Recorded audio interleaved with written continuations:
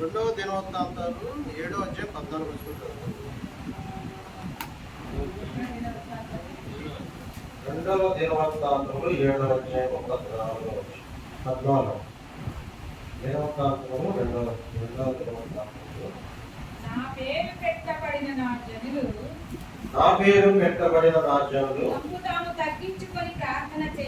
తమను తాము తగ్గించుకొని ప్రార్థన చేసి నన్ను వెదకి తమ చెడు మార్గములను విడిచిన ఎడల ఆకాశము నుండి నేను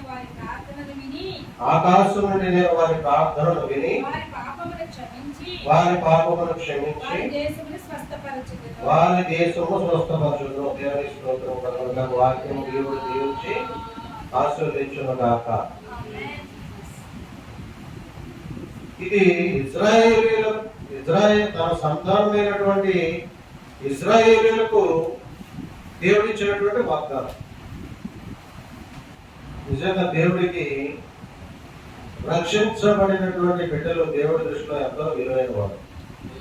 ప్రభువునందు రక్షణ పొందుకున్న బిడ్డలు దేవుడి దృష్టిలో ఎంతో విలువైన వారు.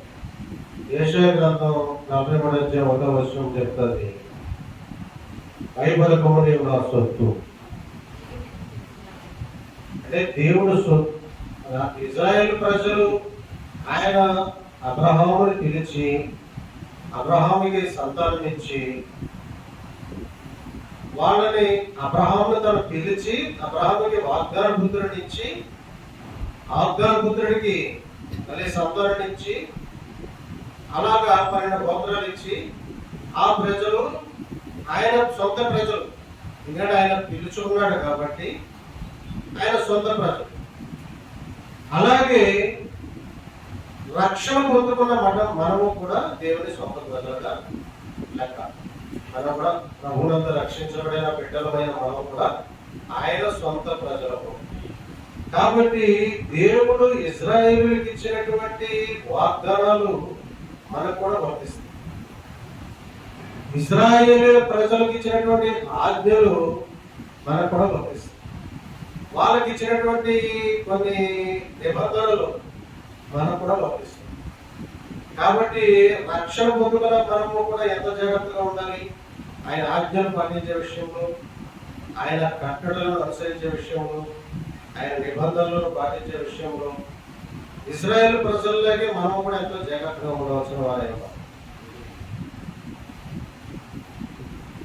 ఎందుకంటే ఇజ్రాయేల్ ప్రజలని దేవుడు శిక్షించాడు, పనిష్మెంట్ ఇచ్చాడు.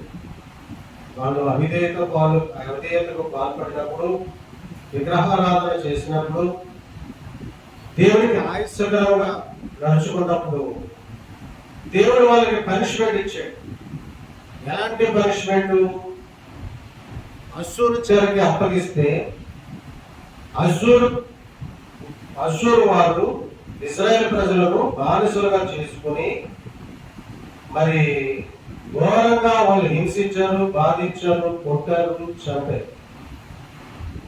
గర్భిణీ స్త్రీలను ఉన్నటువంటి చంటి పిల్లలను బయటకు లాగి, అంటే గర్భాలను చించి వేసి చంటి పిల్లలను తీసుకుని నేలని బండకేసి కొట్టి చంపారు. వాడు అంత భయంకరంగా. ఎందుకు అంత భయంకరమైనటువంటి శ్రమలు వచ్చినాయి? దీనంతటికి ఎందుకు అంత భయంకరమైన శ్రమలు వచ్చినాయి అంటే మన అవిధేయత. వాళ్ళ యొక్క అవిధేయతే. దేవుడు చెప్పింది వాళ్ళు పాటించలేదు. దేవుడు ఒకటి చెప్తే వాళ్ళు ఒకటి చేశారు. దేవుడికి బాధ కలిగించారు, ఆయాస్కరం కలిగించారు, దుఃఖపరిచారు. అందుకనే దేవుడు వాళ్ళు అప్పగించాడు, ఘోరంగా హింసించారు. అలాగే ప్రభువులను చెరకు అప్పగించారు, వాళ్ళు కూడా హింసించారు. సిరియన్లకు సిరియన్లు వచ్చి వీళ్ళని గుంపులుగా తీసుకెళ్ళిపోయేవారు. వాళ్ళు అక్కడ సిరియన్లు కూడా వీళ్ళు ఎంతగానో బాధించారు. కాబట్టి అందుకనే దేవుడిలోకి వచ్చిన తర్వాత దేవుడితో చాలా జాగ్రత్తగా ఉండాలి, చాలా జాగ్రత్తగా నడుచుకోవాలి. ఆయన చెయ్యొద్దు అన్న పని చెయ్యరాదు. ఆయన చెయ్యొద్దు అంటే ఆ పని మనం చేయకూడదు. ఇక మళ్ళీ నువ్వు విగ్రహాలతో తినవద్దు, విగ్రహారాధన చేయొద్దు, విగ్రహాలు కనిపించే తినొద్దు. అని అంటే అది మనం పాటించాలి. మన దేవుడు పోయిన ఆదివారం చాలా సీరియస్ గా మాట్లాడాడు, గద్దించాడు దేవుడు. ఎందుకు సీరియస్ గా మాట్లాడాడు, ఎందుకు గద్దించాడంటే, ఇప్పుడు విగ్రహాలు లేపుతున్నారు, అక్కడ భోజనాలు పెడతారు, వీళ్ళు వెళ్ళి ఇక్కడ వస్తున్నారు, అక్కడికి వెళ్ళి తినేస్తున్నారు. ఏమైనా ప్రయోజనం ఉంటుందా?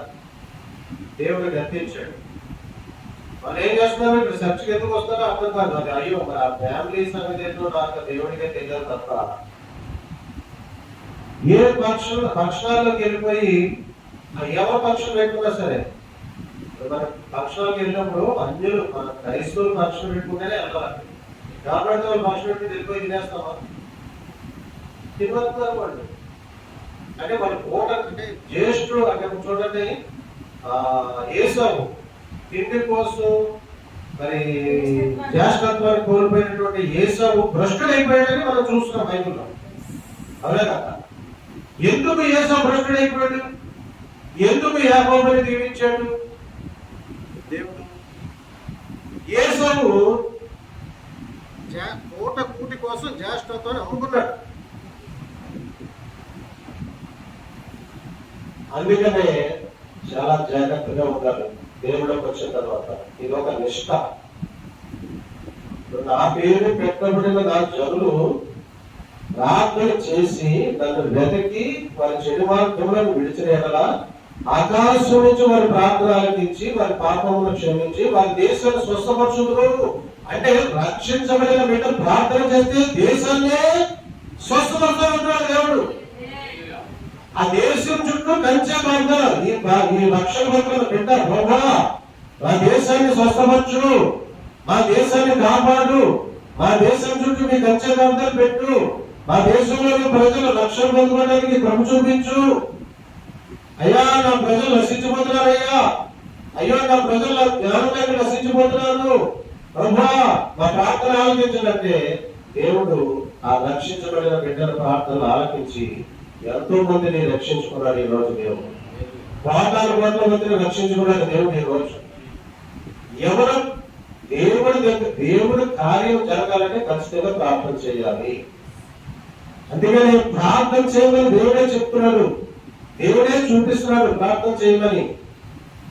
అంటే ఏదైనా ఒక సమస్యకు పరిష్కారం జరగాలంటే ఖచ్చితంగా ప్రార్థన చేయాలి. అప్పుడు ఆ సమస్యకు పరిష్కారం దొరుకుతుంది. అందుకని ముందు మందిరానికి రావాలన్నా ప్రార్థన చేయాలి. అయ్యా శుక్రవారం ఉపవాస ప్రార్థన గంటలకు సాయం చేయడం ప్రభావం ప్రార్థన చేసినప్పుడు ఖచ్చితంగా శుక్రవారం ఉపవాస ప్రార్థనలో కూర్చోబెడతారు. ఆదివారం వర్షిప్కి వెళ్ళాలి ప్రభా, దాన్ని నడిపించండి. ఆటంకాలు ఇబ్బందులన్నీ తొలగించి మన అనారోగ్యాన్ని స్వస్థపరిచి అంటే చూడండి, కొంతమంది కాళ్ళు ఎప్పుడైతే స్వచ్ఛ మారేస్తున్నారు, ఒళ్ళు ఎప్పుడైతే స్వచ్ఛ మారేస్తున్నారు, ఆరోగ్యం బాగోదని స్వచ్ఛ మారేస్తున్నారు, ఏమైనా పనులు ఉన్నాయని స్వచ్ఛ మారేస్తున్నారు, చుట్టాలు వచ్చారని స్వచ్ఛ మారేస్తున్నారు. ఏదో ఒక కారణం ఉండకుండా పోదు. ఎందుకంటే మన జీవితంలో ఎన్నో సమస్యలు ఉన్నాయి. మనకి అనారోగ్య సమస్యలు ఉన్నాయి, ఆర్థిక సమస్యలు ఉన్నాయి, బంధువులు వస్తారు, ఇంట్లో పని ఉంటుంది, విషయం పడితే ఈ జాకెట్ పడితే 200 వస్తాయి. కానీ ప్రార్థన చేస్తే దేవుడు నడిపిస్తాడు. ఎందుకంటే అవన్నీ వదిలేసి దేవుడి దగ్గరికి వెళ్ళాలని హృదయం ప్రేరేపిస్తున్నారు. ప్రార్థన చేసినప్పుడు ఏమవుతుందంటే ముందు దేవుడి దగ్గరికి వెళ్ళాలి అని హృదయం ప్రేరేపణ వస్తుంది. అప్పుడు ఏం చేస్తారు, ఎన్నిసార్లు తర్వాత ఎప్పుడు ఉండేయాలి ఇవన్నీ ఎప్పుడు ఉండేయాలి, ఎందుకు వచ్చి తల ముందు దేవుడి దగ్గరికి వెళ్దాం, దేవుడితో ఒక పాట పాడదాం, ప్రార్థన చేద్దాం, దేవుడితో గడుపుదాం, ఆశీర్వాదం పొందుకోవడం. ఇవన్నీ ఎప్పుడు ఈ శిలాలు ఇవన్నీ ఈ చుట్టాలు ఎప్పుడు వచ్చాయి. తెలివైన వాళ్ళు చుట్టాలను తీసుకుని మందిరానికి వస్తారు. తెలివైన వాళ్ళు వాళ్ళు పక్కన పెట్టి దేవుడి దగ్గరకు వస్తారు. తెలివైన వాళ్ళు ఆరోగ్యం బాగుపోయిన శక్తిని కోట తీసుకుని దేవుడి దగ్గరికి వస్తారు. ఇప్పుడు దేవుని సాక్ష్యం చెప్పింది, ఈ మందిరంలోకి వచ్చి కూర్చోవడంలో చాలా బలహీనంగా వచ్చానంటే నేనేమో తెలియని బలం తెలియని శక్తి నాలోకి వచ్చింది, నేను స్వస్థత పొందుకున్నాను అని ఆవిడే చెప్పింది. ఆవిడంటే ఇప్పుడు రాలేదు కదా, నేను ఫోన్ చేస్తాను కలిసిపోతున్నా అంతేనండి. అస్సలు ఒళ్ళంతా బలహీనం అయిపోయిందండి, అసలు లేవలేకపోతున్నానండి, కాళ్ళు పని చేయట్లేదండి, చేతులు పని చేయట్లేదండి అంటారు. అంత బలహీనత ఎందుకు వచ్చింది? ప్రార్థన చేస్తే బలహీనత తొలగిపోతుంది. ప్రార్థన చేసుకుంటే ఎప్పటికప్పుడు మనం రిస్టోర్ అవుతూ ఉంటాం, మనలో బలం వస్తూ ఉంటుంది. నువ్వు చూడండి, మీరు ఎప్పుడైనా సరే బలహీన ముందు మాత్రం ప్రార్థన చేయండి. బలం రాకపోతే నన్ను అడగండి, ఖచ్చితంగా బలం పొందుకుంటాం. ఈరోజు 75 సంవత్సరాలు ఈ రోజుల్లో కూడా 75 సంవత్సరాలు బతికి వాళ్ళందరూ కూడా ప్రార్థన పడలేదు. మన జెస్సిగా సిస్టర్ వాళ్ళ అమ్మగారు చనిపోయారు. ఆ వయసు అంతా 90 సంవత్సరాలు. 90 సంవత్సరాలండి. జెస్సిగా మేడం జెస్సిగా ప్రార్థన. వాళ్ళ అమ్మగారు 90-85 సంవత్సరాలు. 95 సంవత్సరాలు అంటే వారి విషయం.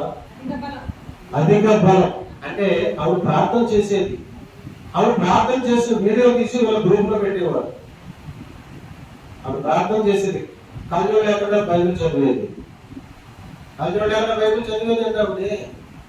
మరి ఎక్కడి నుంచి వచ్చింది బలం? ఈ కంటి బలం ఎక్కడి నుంచి వచ్చిందంటే ప్రార్థనా శక్తి.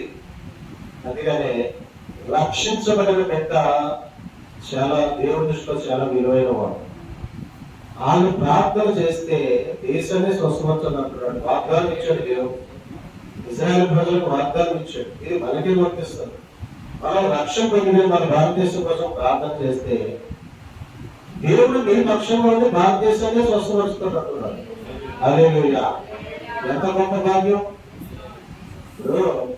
ఈ పరిశుద్ధ గ్రంథాలు చదివి ప్రార్థన చేస్తూ ఉంటే దేవుడు ఏమన్నాడు? నేను అధికారులతో ప్రధానాలతో కూర్చోబెడతాను, గొప్ప గొప్ప వ్యక్తులతో నేను కూర్చోబెడతాను. నిజంగా